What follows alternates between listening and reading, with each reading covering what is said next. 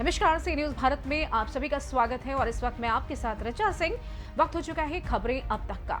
खबरें अब तक में आज बात होगी सबसे पहले महाकुंभ संगम क्षेत्र और उसके घाटों की, वहीं राहुल गांधी के महाकुंभ जाने की खबरों की और दिल्ली रेलवे स्टेशन पर मची भगदड़ की। इन सभी मुद्दों पर विस्तार से होगी चर्चा, लेकिन उससे पहले एक नजर डाल लेते हैं इस वक्त की बड़ी हेडलाइंस पर। कांग्रेस ने सैम पित्रोदा के बयान से किया किनारा। जयराम रमेश बोले ये पार्टी के विचार नहीं। मेला क्षेत्र के सेक्टर 8 में लगी आग, मौके पर पहुंची फायर ब्रिगेड की गाड़ियां। नई दिल्ली रेलवे स्टेशन पर भगदड़ के बाद बड़ा फैसला, प्लेटफॉर्म टिकटों की काउंटर बिक्री हुई बंद। अमृतसर पहुंचा अमेरिका का तीसरा विमान, डिपोर्ट किए गए 112 भारतीय। सीएम योगी ने यूपी विधानसभा के मुख्य द्वार का किया उद्घाटन, भित्ति चित्रों का किया अनावरण। रोक के बाद भी बुलडोजर कार्रवाई से सुप्रीम कोर्ट नाराज, उत्तर प्रदेश सरकार को भेजा नोटिस। भाजपा नेता सुधांशु त्रिवेदी का बड़ा आरोप, सोरोस की फंडिंग से जुड़ी कांग्रेस और विपक्ष की साजिश।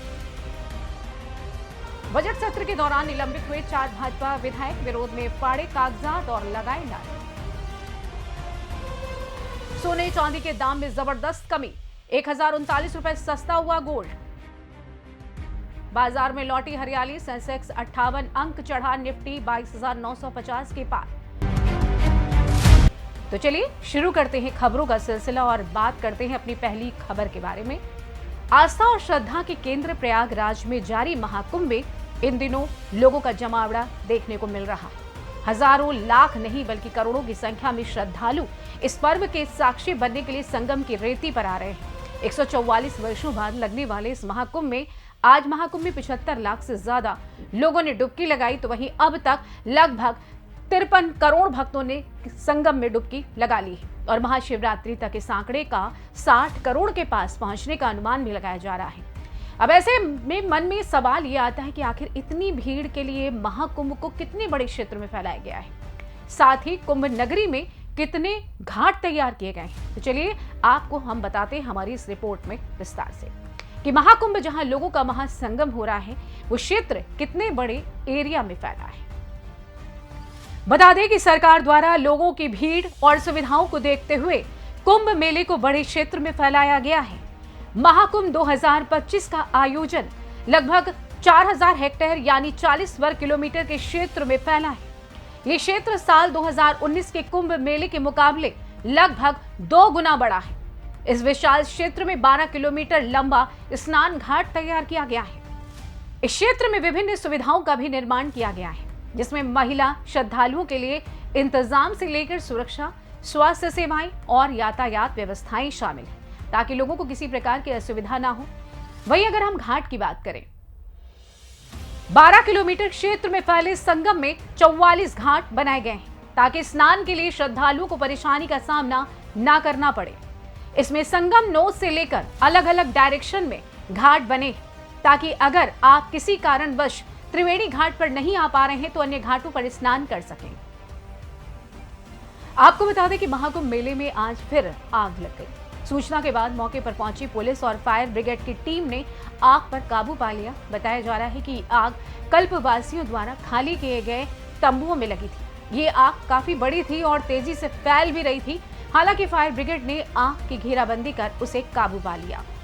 पुलिस के मुताबिक इस घटना में किसी तरीके के जान माल या बड़े नुकसान की सूचना फिलहाल तो नहीं है। खैर, हम रुक करते हैं हमारी अगली रिपोर्ट की ओर।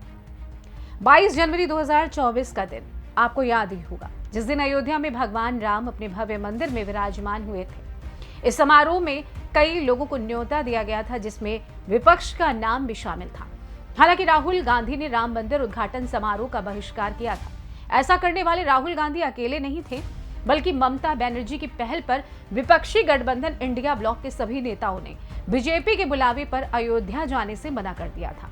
अखिलेश यादव भी वहां नहीं गए थे, लेकिन हाँ, अरविंद केजरीवाल ने थोड़ी अलग लाइन ली थी और बोला था कि वो पूरे परिवार के साथ दर्शन करेंगे। बाद में केजरीवाल और पंजाब के सीएम भगवंत मान ने अयोध्या जाकर परिवार के साथ दर्शन भी किए। केजरीवाल की तरह अखिलेश यादव ने भी राम मंदिर उद्घाटन समारोह के बाद किसी दिन दर्शन करने की बात कही थी। अयोध्या तो नहीं, लेकिन अखिलेश यादव ने प्रयागराज महाकुंभ जाकर डुबकी लगा ली। शुरू में तो महाकुंभ पर भी अखिलेश यादव का रवैया आपने देखा ही था, अयोध्या के राम मंदिर उद्घाटन जैसा ही था। लेकिन मौनी अमावस्या पर महाकुंभ में भगदड़ के दौरान हुई मौतों पर बड़ी ही संजीदगी भरी प्रतिक्रिया दी थी और मामला संसद में भी उठाया था। वहीं दूसरी तरफ राम मंदिर उद्घाटन समारोह को लेकर पहले तो कांग्रेस के सभी नेताओं के अयोध्या न जाने की बात कही गई थी, लेकिन बाद में राहुल गांधी का बयान ये आया कि अगर कोई कांग्रेस नेता या कार्यकर्ता जाना चाहे तो निजी तौर पर जा सकता है। वहीं अब सुनने में ये आया है कि राहुल गांधी और प्रियंका गांधी वाड्रा दोनों ही महाकुंभ जाने वाले हैं। प्रियंका गांधी तो पहले भी कुंभ में जाकर डुबकी लगा चुकी हैं और ये काम सोनिया गांधी भी कर चुकी हैं, लेकिन राहुल गांधी के लिए ये पहला मौका होगा और हाँ, उनके लिए तो आस्था के साथ साथ राजनीतिक मौका भी माना जा रहा है। लोकसभा में नेता प्रतिपक्ष राहुल गांधी और वायनाड से सांसद प्रियंका गांधी के महाकुंभ दौरे का कार्यक्रम लगभग फाइनल बताया जा रहा है। कांग्रेस की तरफ से तैयारियां भी चल रही हैं। महाकुंभ दौरे में राहुल और प्रियंका कैंप में कांग्रेस कार्यकर्ताओं से मुलाकात भी करेंगी और कांग्रेस नेताओं की तैयारी और राहुल गांधी के कार्यक्रम को लेकर बीजेपी की तरफ से भी प्रतिक्रिया सामने आई। पहले राहुल गांधी के 16 फरवरी को ही प्रयागराज जाने की चर्चा रही, लेकिन अब 19 या 20 फरवरी को कार्यक्रम बनाए जाने की बात बताई जा रही है, लेकिन तारीख फिलहाल पक्की नहीं है। वहीं ये भी कहा जा रहा है कि राहुल गांधी मौनी अमावस्या पर महाकुंभ में हुई भगदड़ में मारे गए लोगों के परिवार वालों से मिलने जा सकते हैं।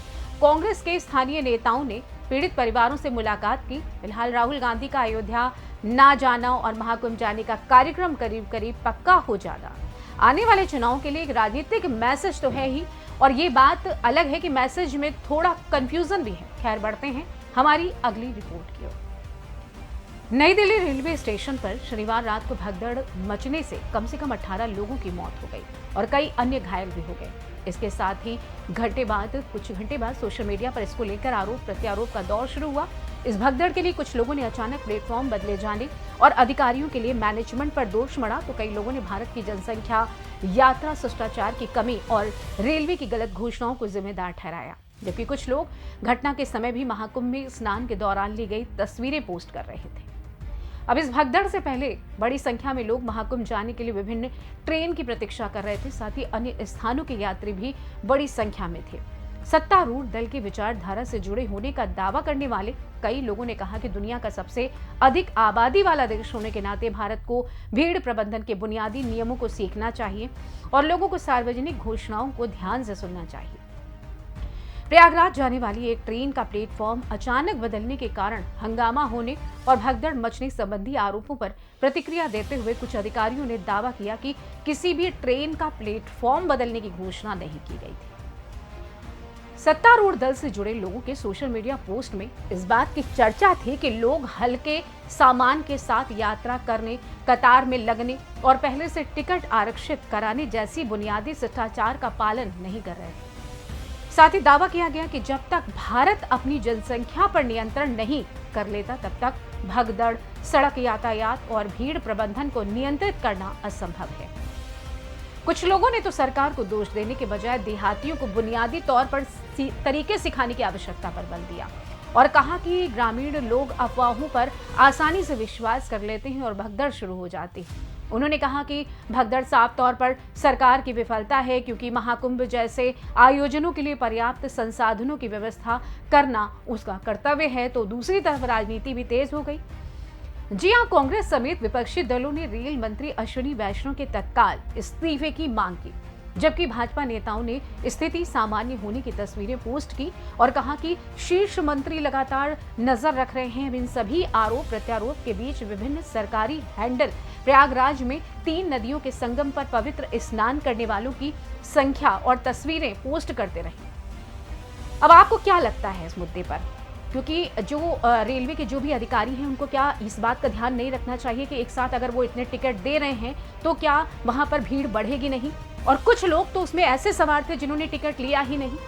अब आप क्या कहेंगे इसमें? खैर, जाते जाते आपको एक और अहम मुद्दे से हम रूबरू करवा देते हैं। आपको बताते चले कि दिल्ली एनसीआर में आज सोमवार 17 जनवरी को भूकंप के तेज झटके महसूस किए गए। रिक्टर स्केल में भूकंप की तीव्रता 4 मापी गई। भूकंप सुबह 5:36 पर आया और इसके झटके इतने तेज थे कि लोग अपनी नींद छोड़कर सीधे घरों से बाहर भागे। लेकिन क्या आपने कभी सोचा है कि दिल्ली में ही सबसे ज्यादा भूकंप क्यों आता है? तो आपको हम बता दें कि राष्ट्रीय राजधानी दिल्ली और एनसीआर के इलाके भूकंप के लिहाज से बेहद संवेदनशील माने जाते हैं। वैज्ञानिकों की माने तो जमीन के प्लेट्स में असंतुलन होने पर यह खिसकती है। वैज्ञानिकों के मुताबिक कई फॉल्ट लाइन दिल्ली से होकर गुजरती हैं और इनमें मथुरा फॉल्ट लाइन, दिल्ली मुरादाबाद और फॉल्ट लाइन और दिल्ली सोहना फॉल्ट लाइन सबसे एक्टिव फॉल्ट साइन में शामिल है। भूकंप के लिहाज से देश को 4 जोन में बांटा गया है। दिल्ली और उसके आसपास के क्षेत्र जोन 4 में शामिल हैं। वहीं जोन 5 में आने वाले इलाकों को सबसे संवेदनशील माना जाता है। ऐसे में हिमाचल प्रदेश, उत्तराखंड, अफगानिस्तान, नेपाल में आने वाले भूकंपों का दिल्ली के फॉल्ट लाइनों तक असर पड़ता है। ऐसे में दिल्ली और इसके आसपास वाले इलाकों में भूकंप के तेज झटके महसूस किए जाते हैं, जिससे काफी तबाही मच सकती है। इसके अलावा राजधानी हिमालयी क्षेत्र से भी नजदीक है और इस कारण भी यहां भूकंप के झटके महसूस किए जाते हैं। कुछ साल पहले आई एक रिपोर्ट के मुताबिक दिल्ली में आधे से ज्यादा इमारतें भूकंप के लिहाज से नहीं बनाई गई। ऐसे में 7 की तीव्रता वाला भूकंप आने पर जान माल को नुकसान पहुंच सकता है। खैर, आपकी इस मुद्दे पर क्या राय है, हमें कमेंट करके जरूर बताइएगा। फिलहाल के लिए मुझे दीजिए इजाजत। नमस्कार।